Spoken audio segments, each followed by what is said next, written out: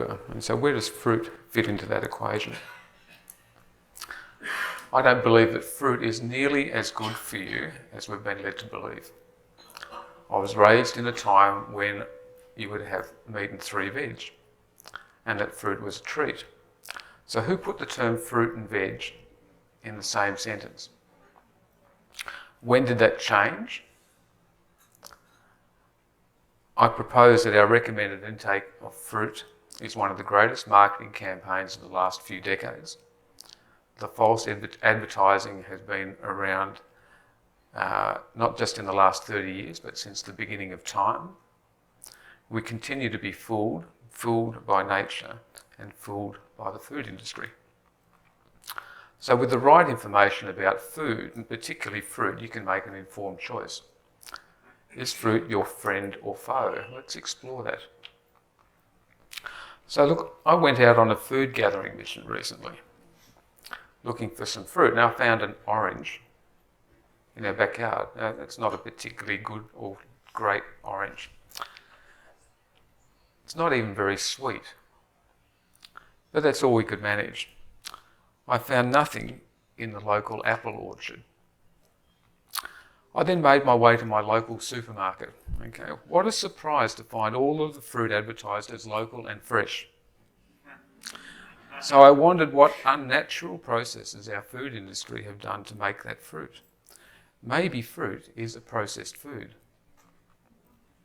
So let me firstly define fruit for this talk. We'll call it modern fruit. I don't want to be comparing apples and oranges. And I don't want to be accused of cherry picking my data. I'm sorry. Okay. So I propose that modern fruit is far from natural. Modern fruit is the sweet fruit that we see at our supermarket every day. I'm not discussing fruit juices at any length today, nor unconventional fruit that are more like vegetables. Avocado, cucumber, tomatoes, even nuts can fall into the fruit category.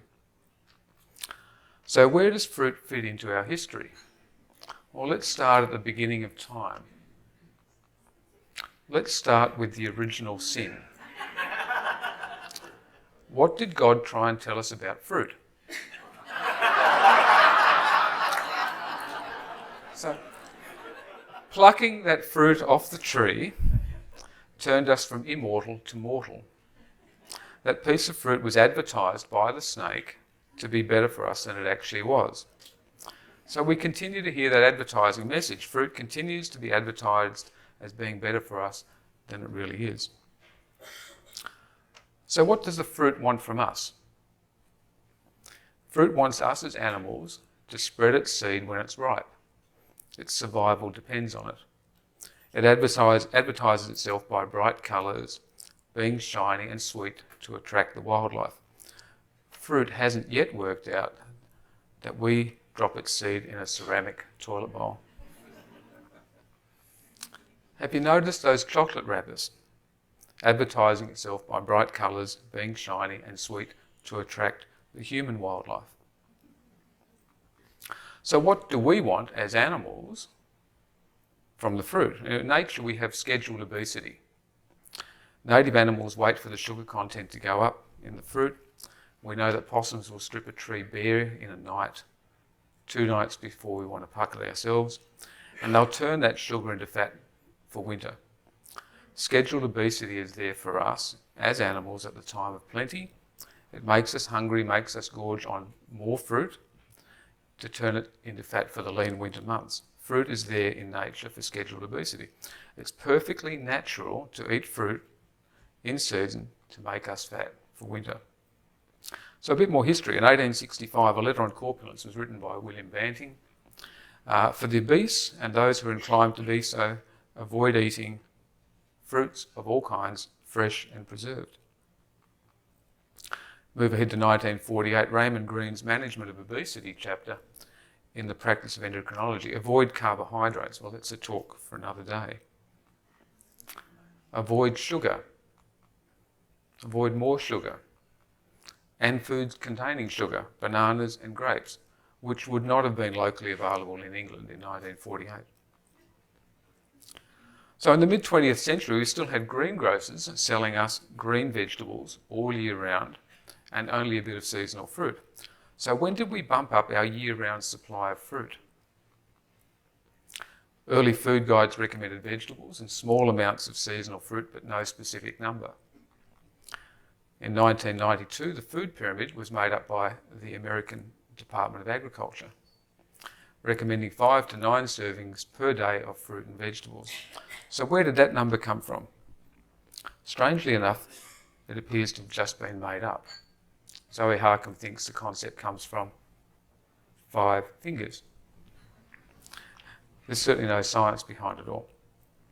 So in 1991, the American National Cancer Institute looked at small studies showing some benefit of fruit and veg in cancer prevention, and those studies were later shown to be related to socioeconomic benefit rather than fruit and vegetable intake. They then met up with about 40 major players in the food industry, and they decided to do a joint venture to promote fruit and vegetable intake to prevent cancer. The 5-a-day fruit and vegetable number was just made up at that California meeting. The Produce for Better Health Foundation was formed, and off went the food industry with their marketing, fruit and veg to prevent cancer. It was well-intentioned initially. In 2005, the foundation switched partnerships to the Centres for Disease Control and Prevention. Fruit and veggies were now deemed good for all health rather than just cancer. Unfortunately, there does not appear to have been actual research to support that decision.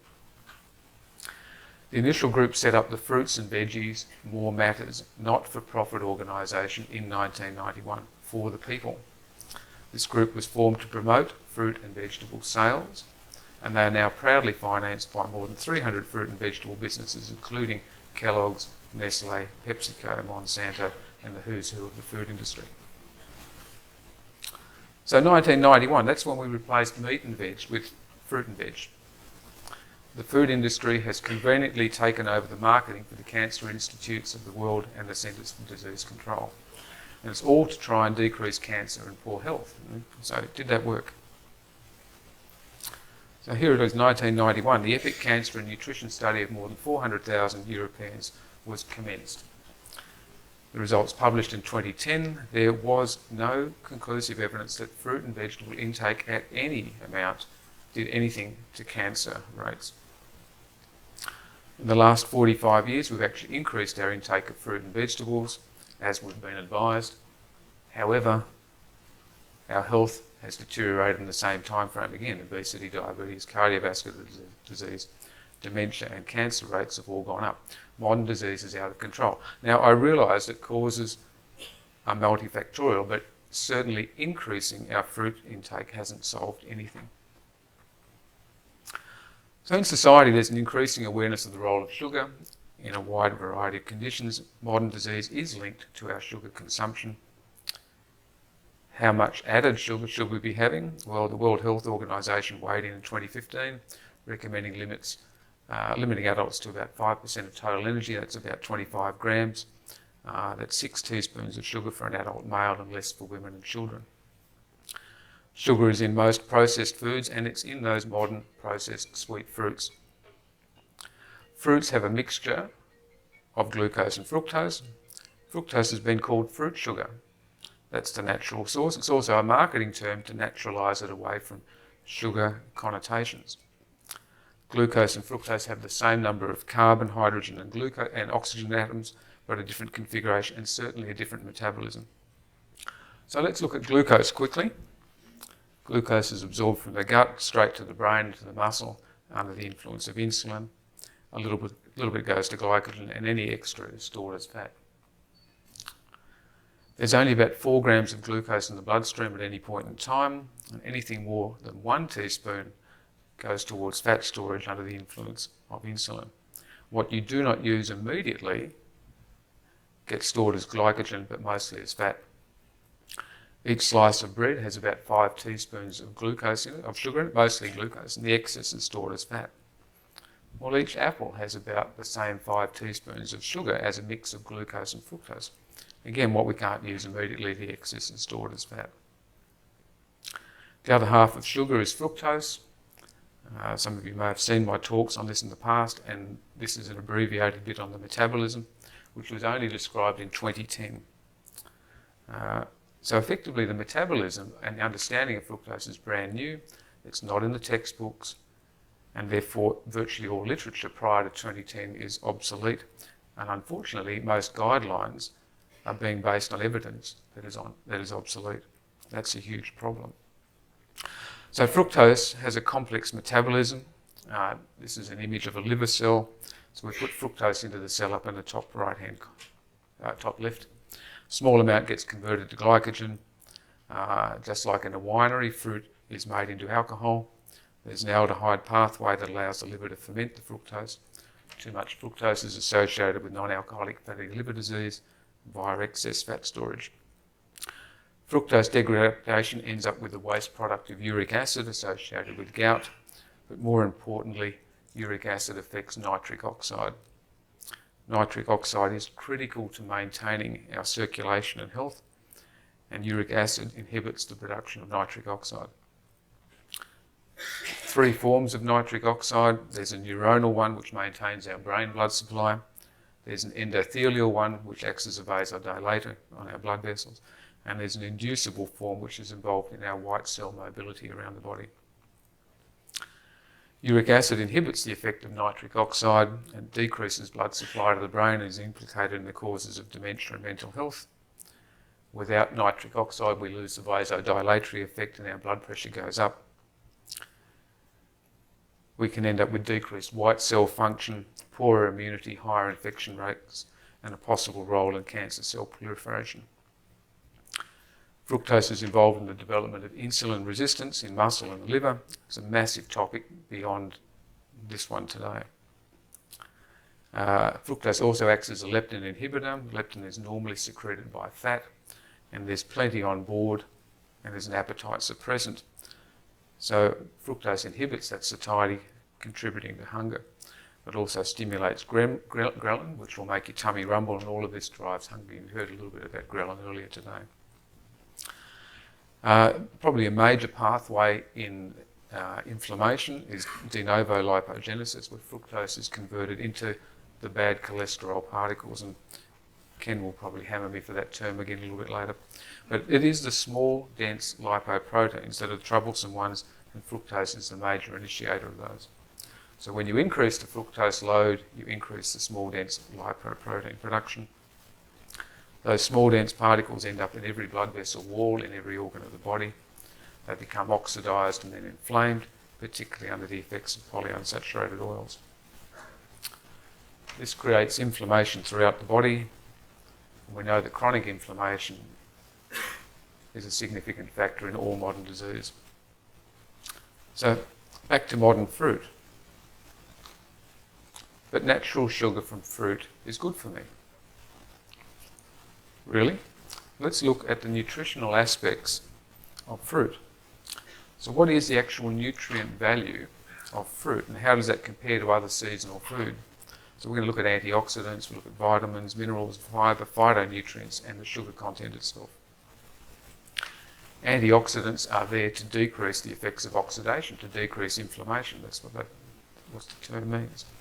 So we can take antioxidants, or we could actually eat less sugar and polyunsaturated oil in the first place and prevent that oxidation. So fruits contain antioxidants, and they're certainly marketed as such. So you've got a choice. You can eat fruit, or you could have a cup of coffee, which has a significantly greater amount of antioxidant than fruit. That coffee is nearly 5 times as much antioxidant value. Or here's some good news for you. Dark chocolate comes in more effective at around the 2 millimole level. So it's also advertised that fruit is rich in vitamins. Gram for gram, the following foods have a greater concentration of vitamins than most fruits. Green leafy vegetables are rich in vitamin C, and spinach has about 5 times the vitamin C of an apple. And broccoli has about 20 times more. Vitamin A. Notice a theme of green vegetables creeping in. Fruit is not a great source of vitamin D, but those greens are there again. And the same goes with vitamin E, greens again, and avocado. Well, vitamin D, well, you're not going to find much in either fruit or vegetables. vitamin K1, greens again, vitamin K2, which is critical for calcium metabolism. There's a lot of work being done on that now. It's not found in fruits nor vegetables. We're told that fruit is rich in minerals. Well, gram for gram, the following foods have a greater concentration of minerals than most fruits. Calcium, notice those green leafy vegetables. Leafy greens are a good source of magnesium, as well as avocado. And potassium. To be fair, bananas do all right from potassium content, but spinach has 1.5 times the amount. And the others are close. Avocado again and apples are very low. Iron, green leafy vegetables sneak in, not as much as meat, but they're certainly better than fruit.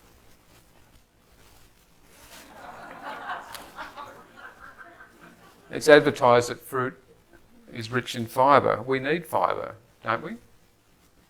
And then again, that's a big topic in itself, but I'm not allowed to talk about it. So it's another topic for another day. So gram for gram, these foods have a greater concentration of fibre than most fruits. Again, green leafy vegetables once again. Phytonutrients, well, it's an interesting topic, but nonetheless, we're supposed to have phytonutrients, mostly covered by vegetables and the green leafy ones. And there are certainly phytonutrients found in berries, but a word of warning, after 3 months of freezing, you tend to take away the phytonutrient benefit. Okay, sugar. Let's do some comparison. Coca-Cola has about 10% sugar content. It varies a bit from country to country. Apples are 10% sugar by weight.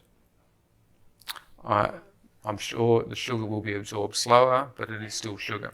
So the glycemic index may in fact be lower than Coca-Cola, but the glycemic load is still the same.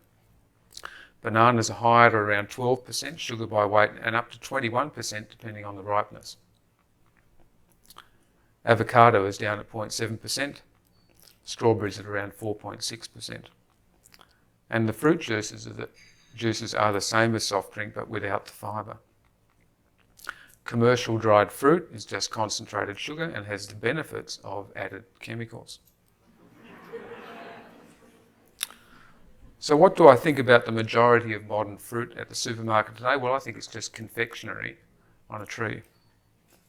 It is just sugar wrapped up in a shiny package. It is low in nutrient value, and there are far better alternatives around that are more seasonal but without the sugar. There are those unconventional fruits that are fine and some berries that are low in fructose. There's plenty of nutrition at the greengrocer, so we should be grabbing our green vegetables all year round and our local fruit seasonally.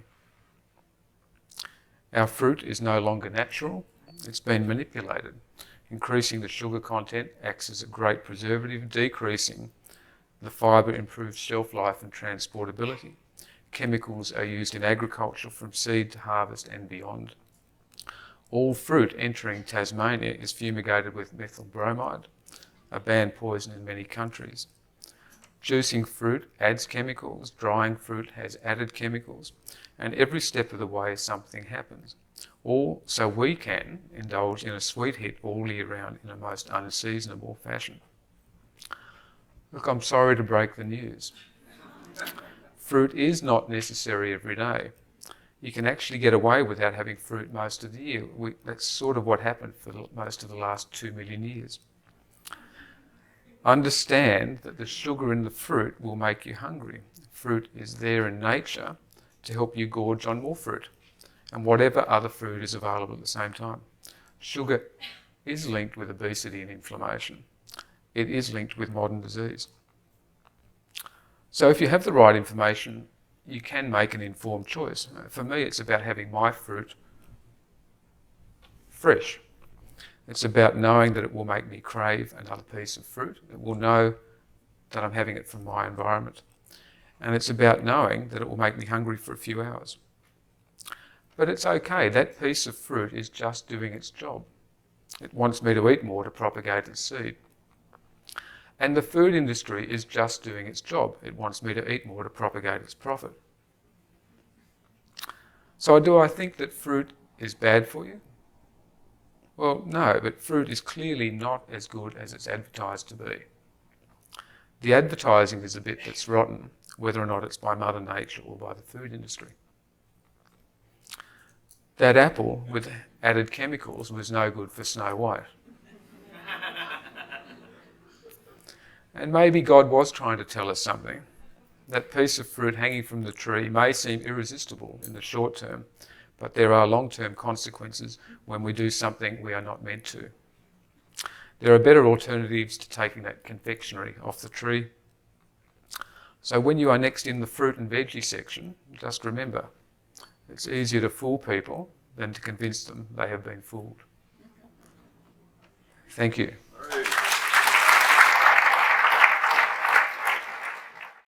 Regardez cette playlist, tous ces grands professeurs qui nous expliquent que le sucre des fruits est aussi un poison comme les autres. Regardez cette playlist, je vous mets le lien.